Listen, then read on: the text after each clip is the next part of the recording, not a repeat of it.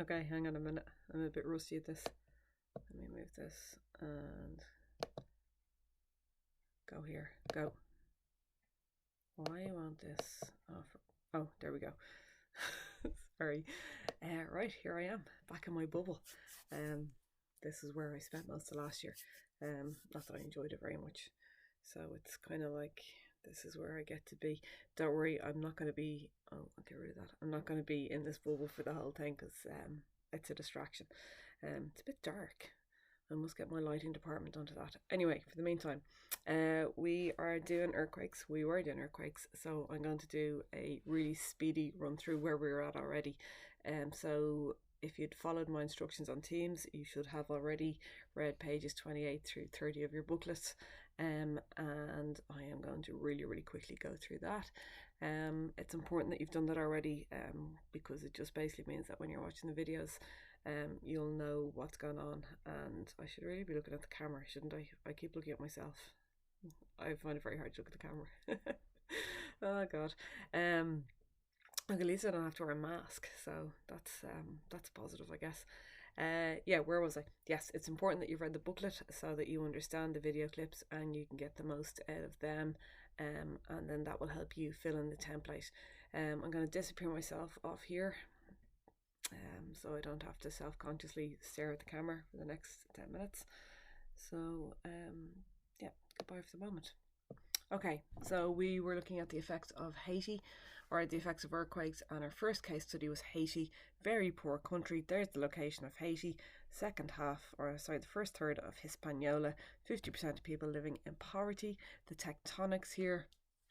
The earthquake happened on the 12th of January 2010, and it was along the lines of a transform plate boundary between the Caribbean and the North American plates. Things to notice, so up here, I like this diagram. If you look at the key, you'll see a transform plate boundary is the line here, and here is the transform plate boundary here. These figures here are telling us that it's moving at I think that's 20 millimeters, yeah, so that would be 2 centimeters per year, and this is where the plates got stuck together and resulted in the earthquake. It was a powerful enough earthquake, 7 on the Richter scale. But one of the main issues was that because it was a transform plate boundary, it's got a shallow focus.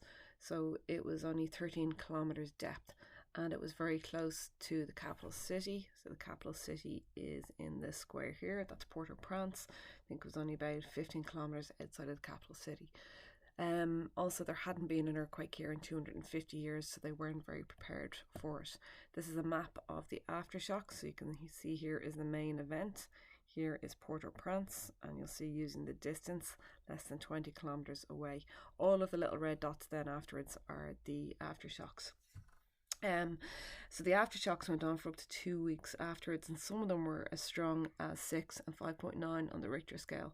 I think there was about 59 aftershocks in total. The first one occurred 7 minutes after the main shock, and then the 5.9 one occurred on the 20th of January, which was 8 days afterwards.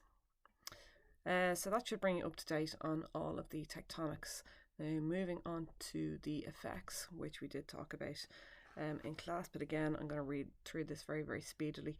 Damage to infrastructure. The National Palace was destroyed, the cathedral was destroyed, people's homes were destroyed. 1.5 million people were displaced and lost their homes and didn't have anywhere to go. So they set up temporary shelter. Initially those temporary shelters were just made out of sheets and they formed tents.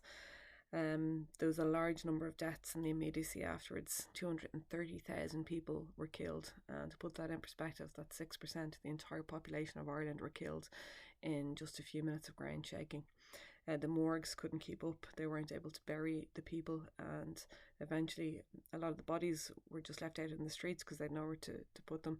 Eventually they just put them in mass graves, which would have had huge psychological effects for any surviving relatives. Over 300,000 people were injured, and from those of you who were in before Christmas, if you remember, a lot of these were crushing injuries, which means that their limbs, their arms, their legs were crushed under buildings, and because they didn't get medical attention quickly enough, infection set in and the only way to save them to save their lives was to amputate or to cut off the arms and the legs. So these are people in the aftermath trying to rescue anything from homes so they could set up in their new tent cities. This is the cathedral, which was completely destroyed.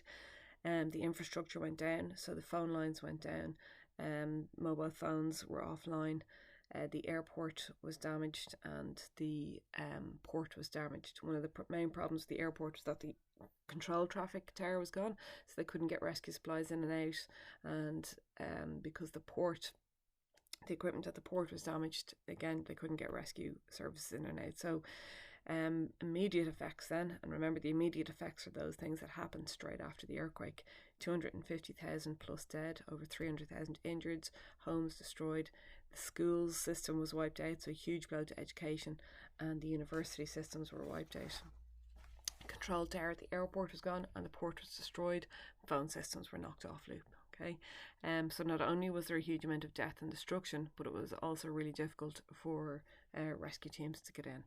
And these are just some images. This is the port. So these are examples of cranes at the port that would be used to get supplies off boats, but they were left broken and unworking. We talked about the jail where a number of convicts managed to escape. And this will just give you a sense of the absolute devastation. This is one road, and even if they could have got in supply trucks, until they cleared the rubble, those trucks could literally go nowhere.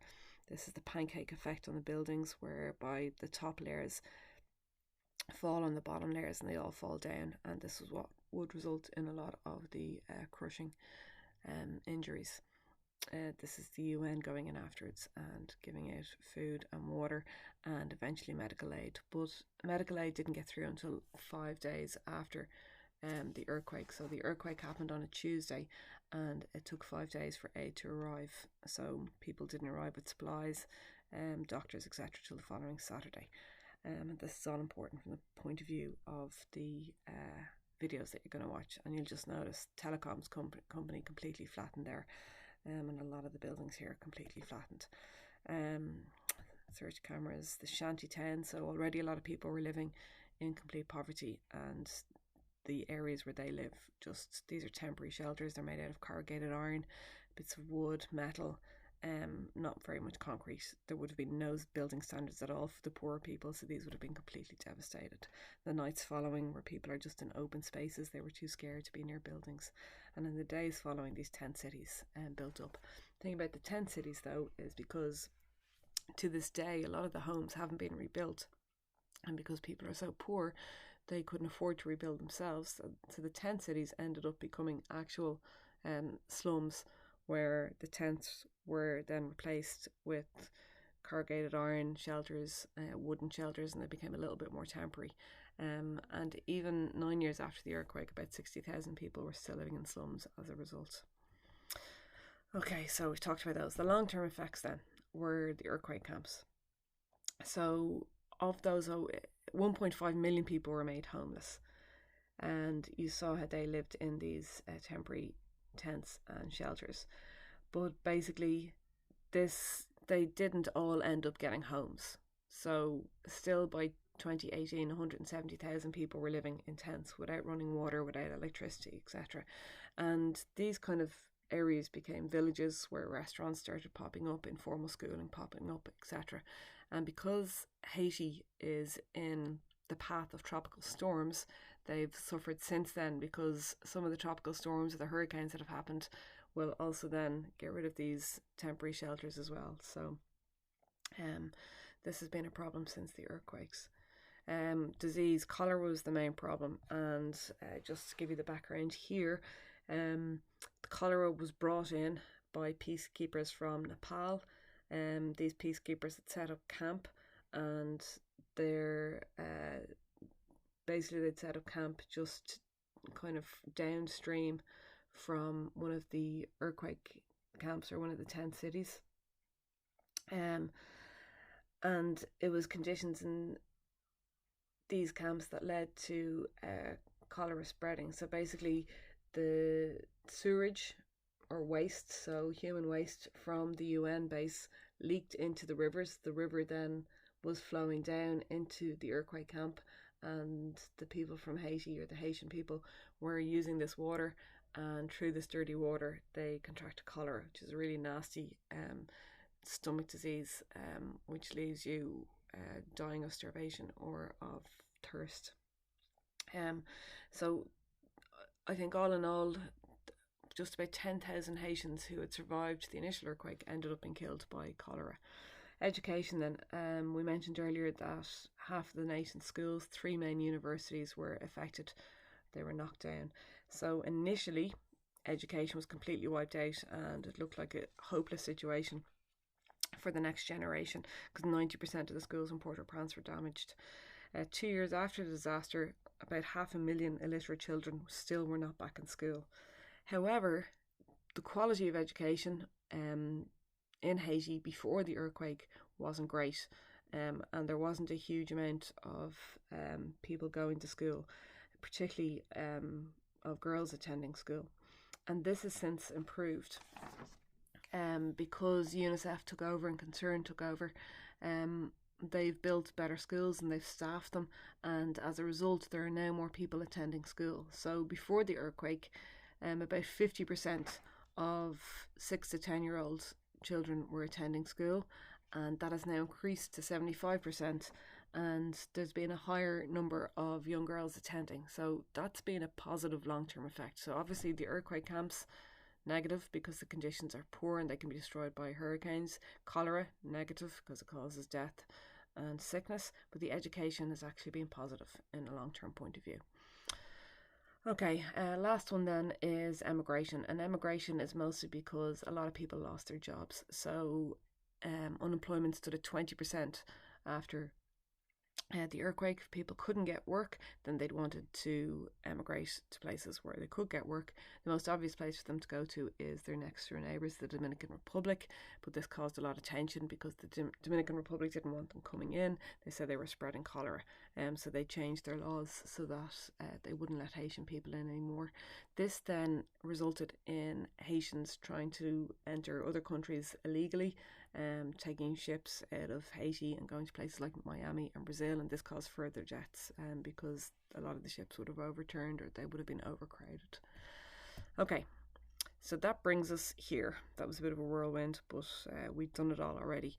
Now, if you were in class before Christmas, you'll have gotten this handout. If you weren't in class before Christmas, you need to write this out for yourselves on an A4 sheet of paper. All right? What you're then going to do is, as per my instructions, you're going to watch through the video clips in the correct order. So they're ordered 1 through, I think there's 6 of them, 1 through 6. So I presume you all know you start at 1, then you go to 2, and so on. As you're doing that, I want you to just jot down notes into each of these columns. Now, 1 page may not be enough. So, for example, if you're watching a video clip and it said 300,000 people died, that's an immediate effect, so you might make a note of it in there.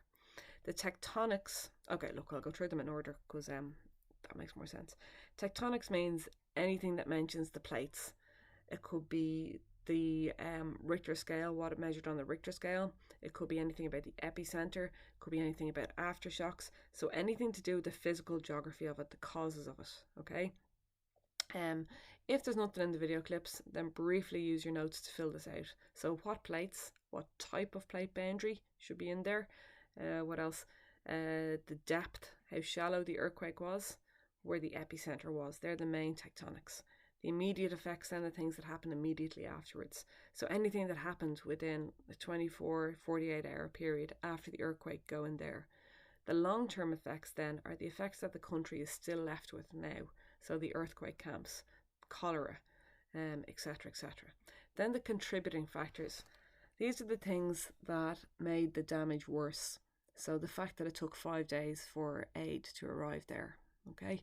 And you'll come up with loads more yourselves. So tectonics, anything to do with the plates. Immediate effects, what happened directly after the earthquake hit. Long-term effects, what did they suffer from for years in the years following the earthquake up until today. And the contributing factors, anything that made those worse. All right, I'll stick up something on assignments. Take a picture of your sheet and then upload it there.